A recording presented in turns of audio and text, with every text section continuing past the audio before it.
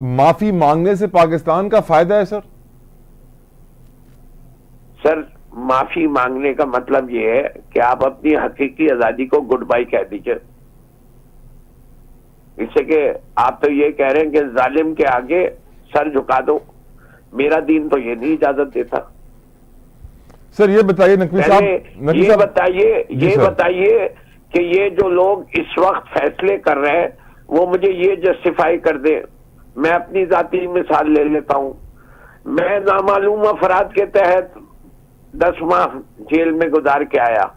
جو آدمی نامزد تھا اس کا نام عمران اسماعیل تھا. وہ ایک دن جیل میں نہیں رہ کے آیا، وہ معاف ہو گیا اسے کہ اس نے انٹرویو دے دیا. یہ کدھر کا انصاف ہے؟ اور میرے خلاف 10 ماہ میں کچھ ثابت بھی نہیں کر سکے اور میں آج بھی مقدموں میں پھنسا ہوا ہوں. کب ثابت کریں گے؟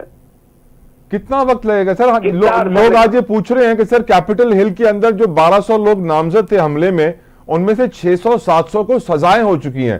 9 مئی حملہ کیس میں مریم نواز کہہ رہی ہیں سزائیں نہیں ہو رہی ہیں.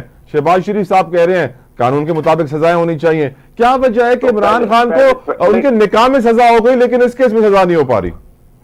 اس سے کہ یہ نہ ہے، ان کو کوئی ثبوت نہیں ہے. پی ٹی آئی بے گناہ ہے. اس سے کہ اگر گناہ گار ہوتی ہے ہمیں ایک دن بھی نہیں بخشتے.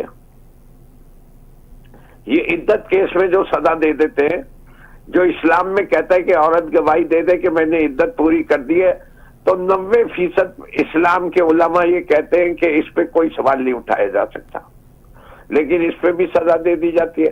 تو آپ کے خیال سے یہ اتنے شریف زادے ہیں کہ یہ ہم نے اگر کوئی جرم کیا ہوتا تو بخشتے تھے؟